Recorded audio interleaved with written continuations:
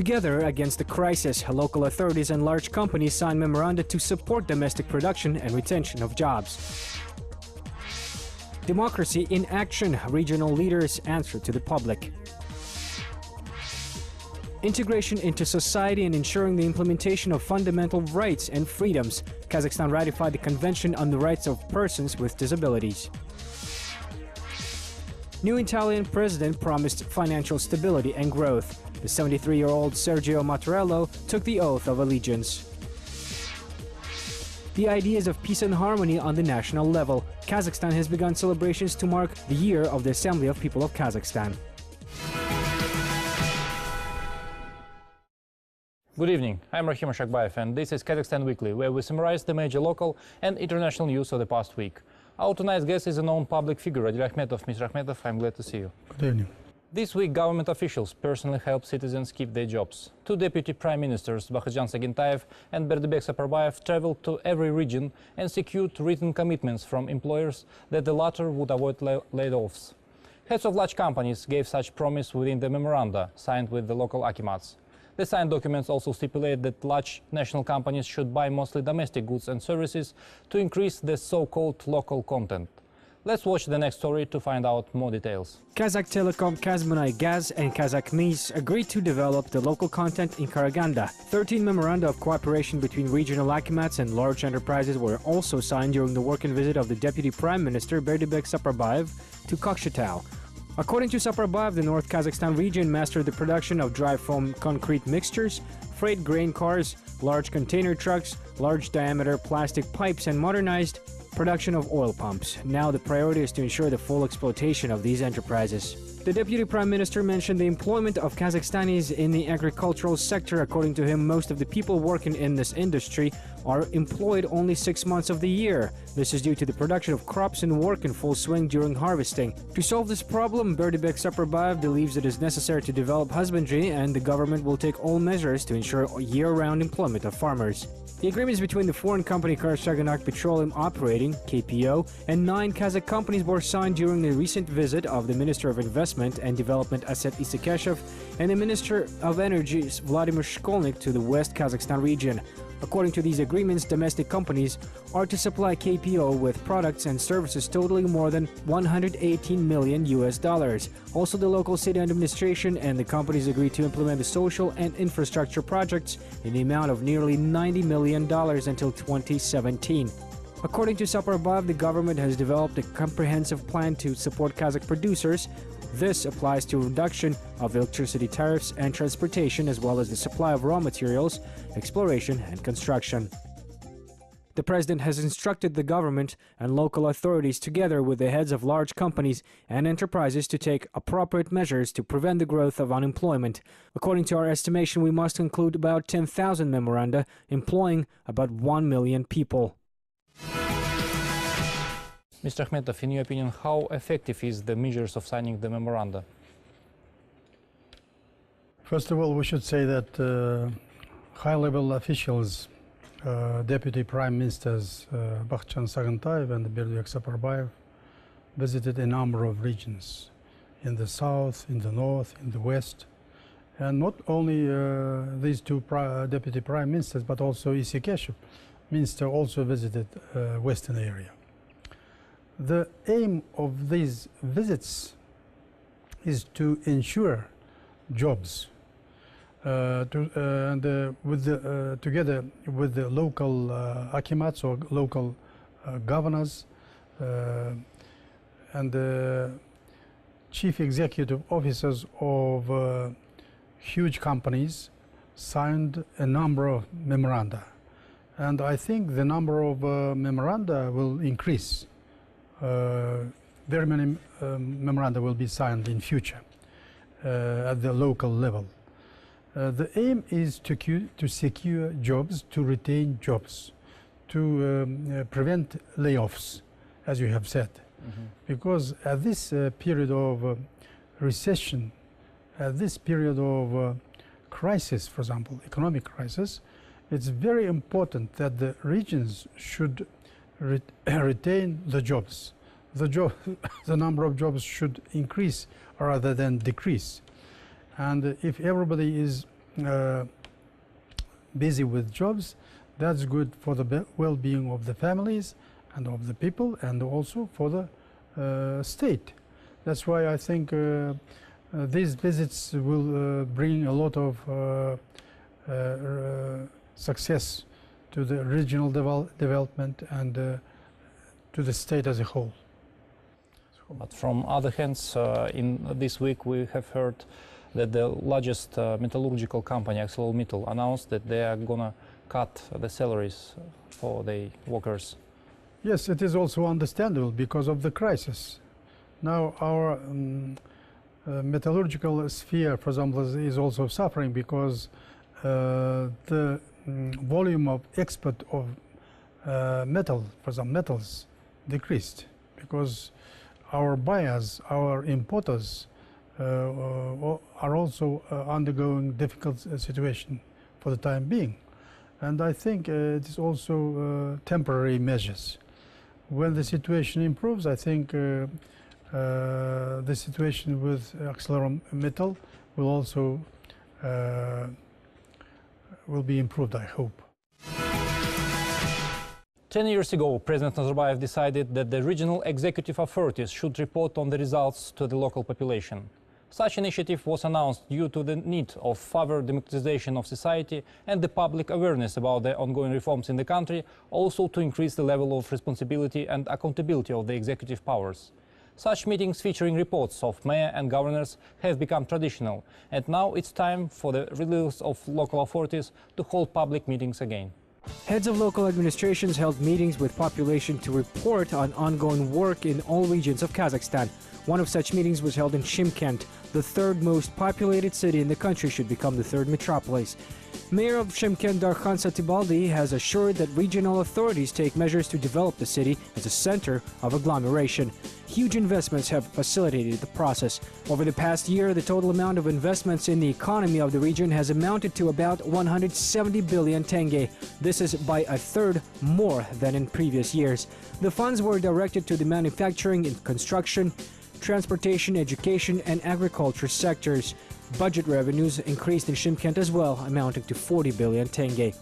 At the reporting meeting with the population, Mayor of Pavlodar, Bolat Bakalov, said that another area of Kazakhstan is successfully developing economically. According to him, the city revenue has amounted to 110 billion tenge for the first time last year. Budget revenues increased by 2.5 times.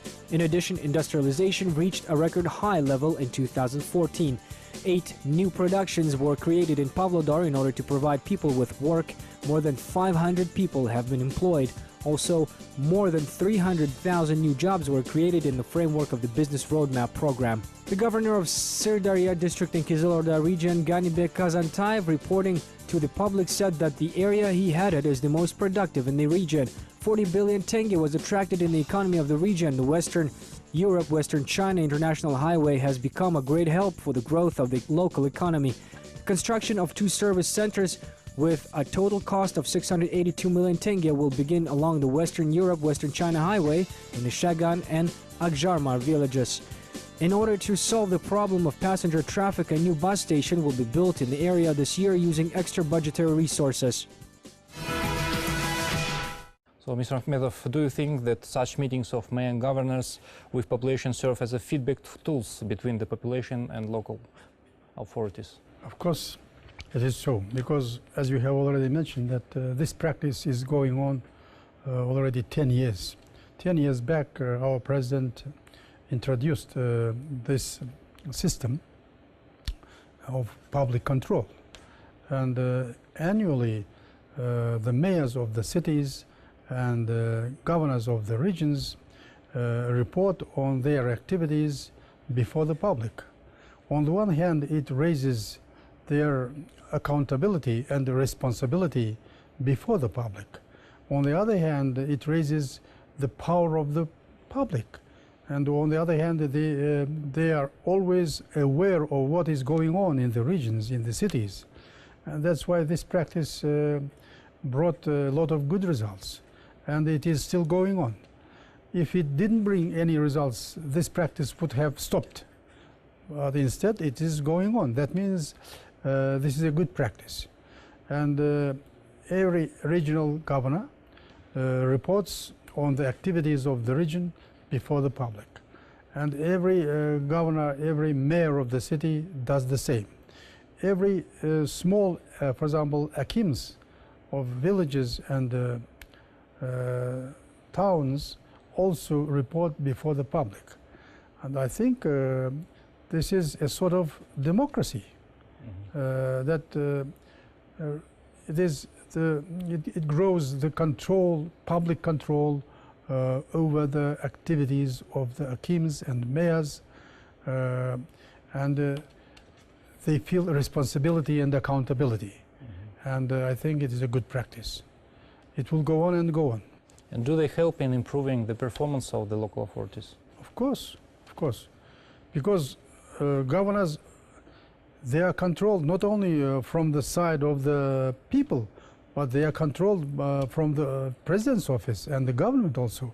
And the more controlling system, the control is powerful, the better the results.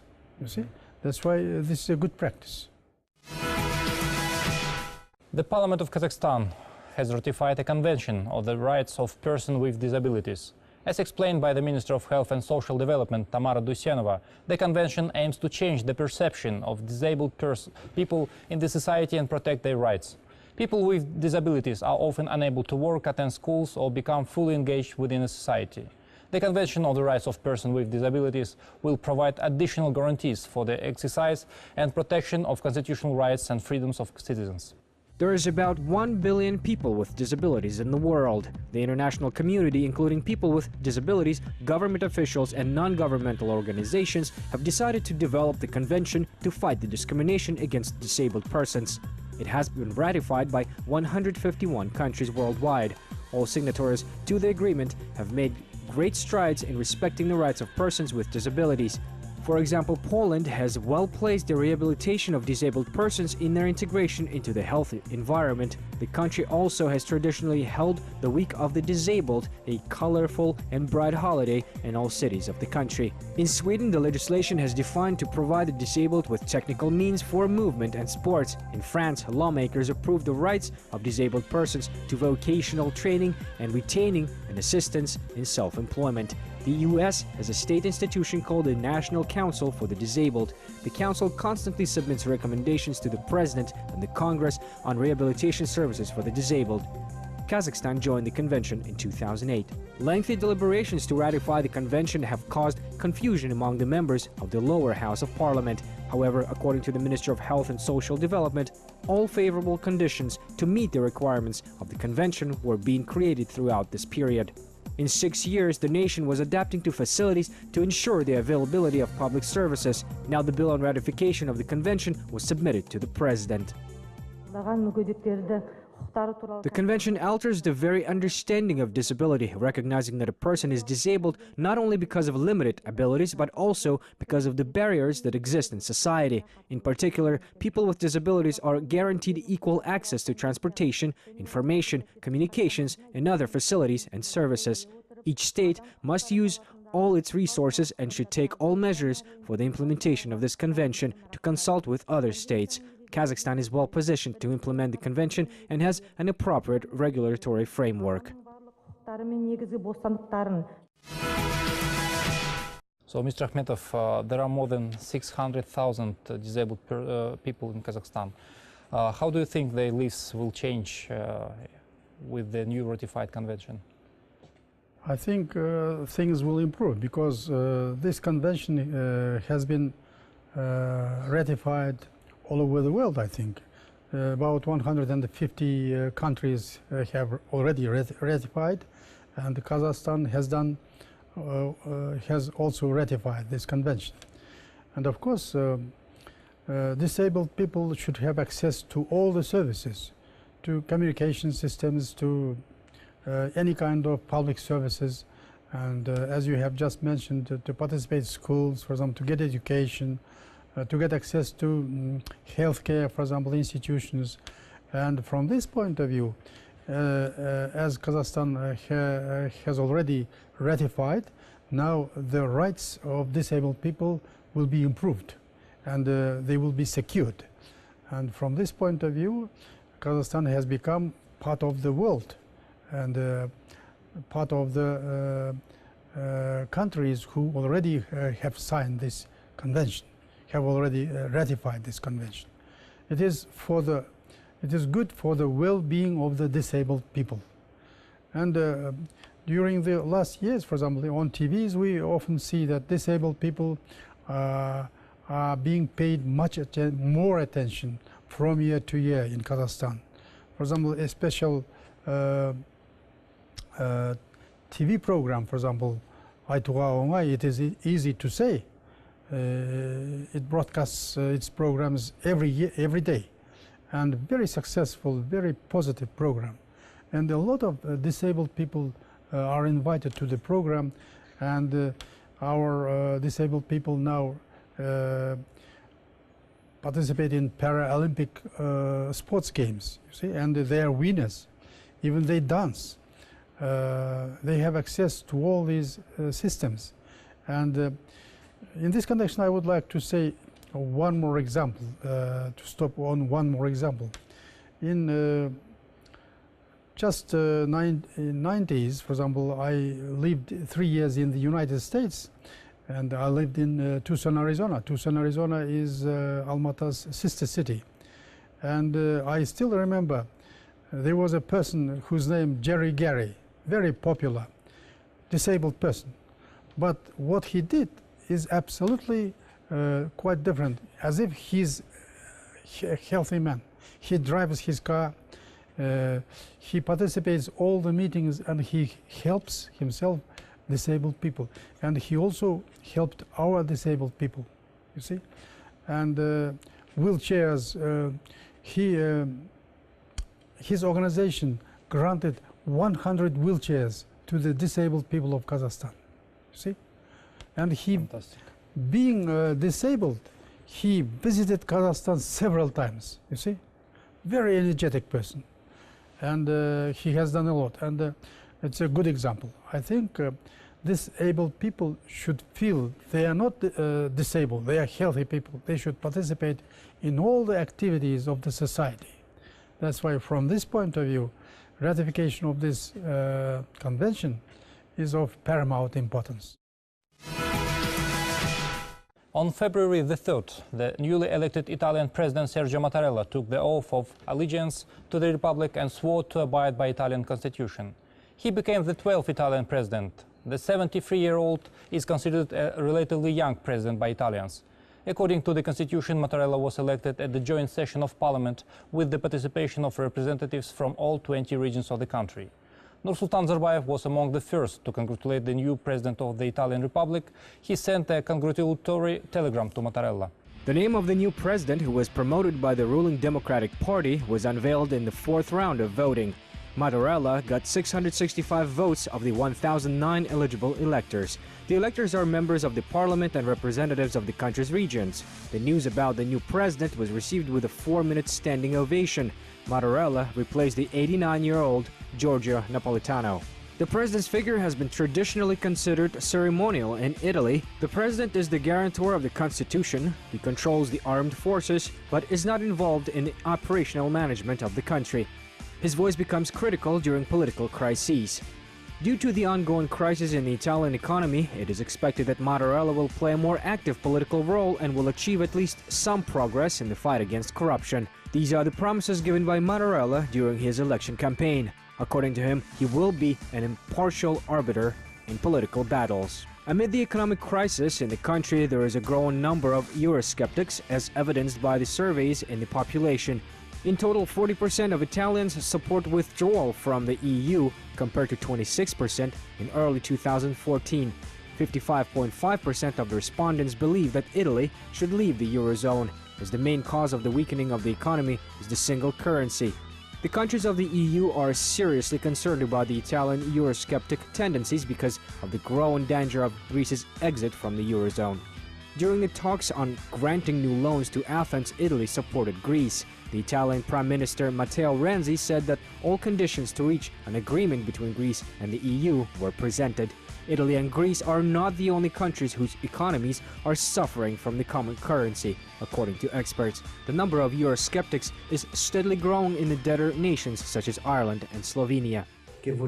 Citizens of Italy, every day I see in your faces the will to be more free, more wealthy, and have more confidence in the future. I see a cohesive society which believes in a bright future. Long live the Republic, long live Italy. So, Mr. Akhmetov, let's talk about the political weight of the president's figures in Italy. How extensive is his power? Usually in Italy, for example, the power of the president is limited.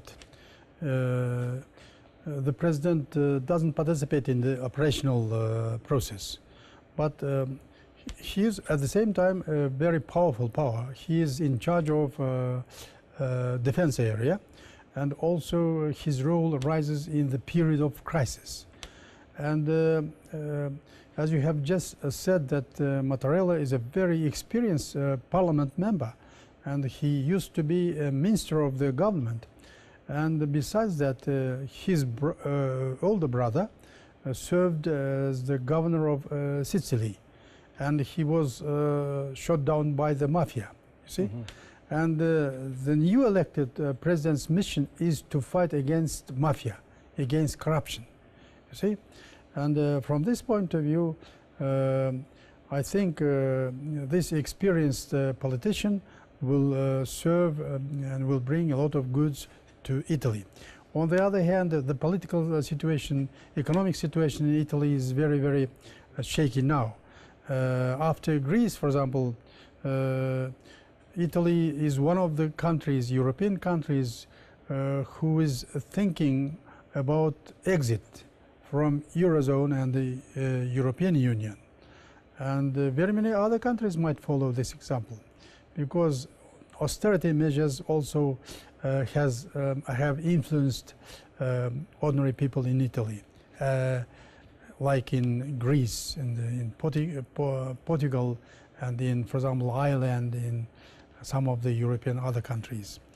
And from this point of view, of course, his election, the choice of the Italian people, I think, was right, because he's a very experienced person. He's 74 and he gained a lot of experience, not only in the government but also in the political sphere. And how is the new elected president will influence the relationship between Italy and EU? I think, first of all, we must pay attention that the Prime Minister of Italy, he supported the candidacy of this president, you see. And the relationship between the Prime Minister and the President is also of importance. And this experienced President will calculate. I don't think that he will just all of a sudden will make a decision. Of course, he will consult with the government and with the Prime Minister. But as I have already mentioned, that the political and the economic situation in Italy is very, very shaky. And who knows? Anything might happen. Thank you. But I think the President will support the Prime Minister. Thank you very much. Because he's his choice. The Year of the Assembly of the People of Kazakhstan officially has started. The flag of the Year of People's Assembly was solemnly raised in Astana, on the square in front of the Palace of Peace and Reconciliation, symbolizing the unity of the people and inter-ethnic harmony. Representatives of ethnic and cultural associations, religious and political leaders, intellectuals and Olympic champions took part in the festive event. Let's see the details. The Secretary of State, Gulshara Abdikalikova, congratulated the people of Kazakhstan on behalf of the President, Nursultan Nazarbayev. In her speech, she stressed that the year of Kazakhstan's People's Assembly should show the unity of the people, unite by a common historical destiny. During the ceremony, the governor of Akmala region, Sergei Kulagin, received the symbol of the national relay of the People's Assembly year, the sacred Tai Kazan, from the mausoleum of Hoja Ahmed Yasawi. The symbol will go through the regions of the country where it will be symbolically filled with good deeds and will return to the capital by the opening of the 22nd session of the Assembly. Within the year of the Assembly, there will be held 9 large-scale national competitions. Among them, there will be contests for the best social project among ethnographical associations and the best research project dedicated to the Kazakh model of interethnic tolerance and social harmony. Also a contest for the Republican project dedicated to the 70th anniversary of World War II. Today, the Assembly of the People of Kazakhstan is an institution nationwide representation, the vanguard of civil society. Therefore, the year of the Assembly is our common holiday. It is the holiday of 17 million people of Kazakhstan. Every citizen should feel responsibility for peace and harmony in our land. These are the keys to the future of Kazakhstan. The year of the Assembly of the People of Kazakhstan is a year of peace, unity, a year of consent, a year of celebration of the ideas of Nursultan Nazarbayev on consent. I congratulate you all. I lived in Kazakhstan for 25 years. I am a citizen of Kazakhstan, and a wise policy can be seen because peace around the world is very fragile, and without the cooperation of the people, without the efforts of the people responsible for this world, there won't be any world. Our president and the government have great importance and play a great role in it. Today we have presented the exhibition of creativity, our national dish, and I think it's not just us. All of the Kazakhstani people will hold such exhibitions because we are members of the Assembly of the People of Kazakhstan. We love Kazakhstan. We love our president. We are proud that we live on a peaceful, tolerant land, a land of peace, friendship, and harmony. So, Mr. Akhmetov, is there any structure in the world that are similar to the Assembly of People of Kazakhstan? Or it's quite unique? I would say it is quite unique because the United Nations organization, personally Kofi Annan and Ban Ki-moon, got acquainted with the activities of Kazakhstan's People Assembly, and they supported this idea of the president because it consolidates the whole society, and it is the cornerstone of the internal policy, also a cornerstone of interethnic relations in multi-ethnic Kazakhstan. That's why yesterday, for example, the start of the year has been started already. I participated in this meeting. From the beginning to the end, and as you have just said, that the flag and very many leaders of the ethnic centers made speeches, and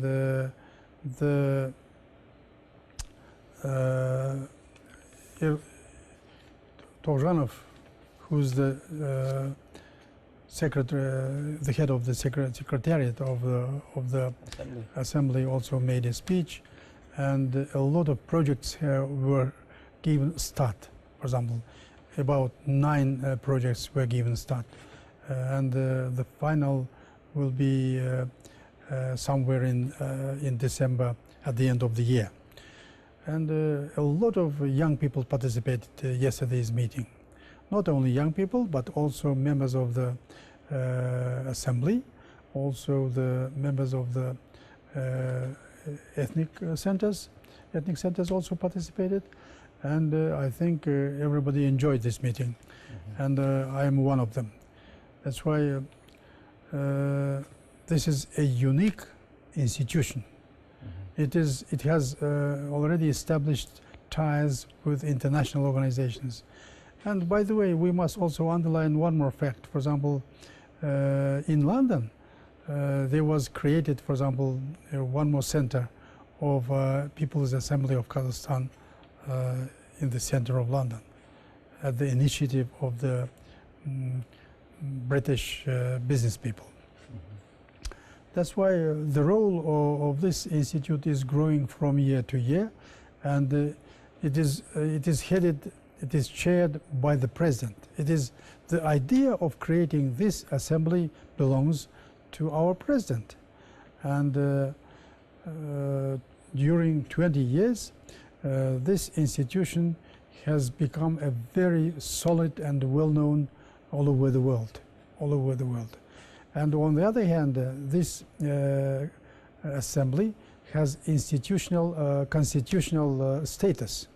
9, for example, members of the assembly are elected, for example, to the parliament, as you know. They represent the assembly.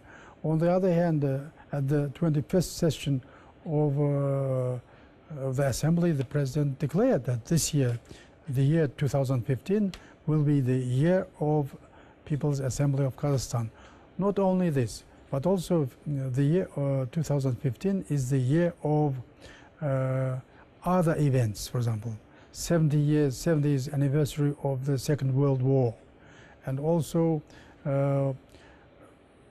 550th anniversary of Kazakh Khanate, and this is also coming. That's why this year is very, very important year for Kazakhstan, for the people of Kazakhstan, for the well-being of Kazakhstan. And I think Assembly will play a great role in the life of the youth, not only of the youth, but elderly people also. Thank you very much, Mr. Akhmetov, for the interesting discussion. Hope to see you again next program next week. Thank you. Finally, here is a brief preview of the events of the coming week. Brussels will hold the EU summit, which will focus on anti-terrorism measures on Tuesday, February 12th. And on February 14-18, specialists of the Evaluation Commission of the International Olympic Committee will inspect the sports facilities in Almaty and assess the readiness of the city to host the 2022 Olympics. We will discuss this and other important events in the next program. Thank you for watching. Best of luck and goodbye.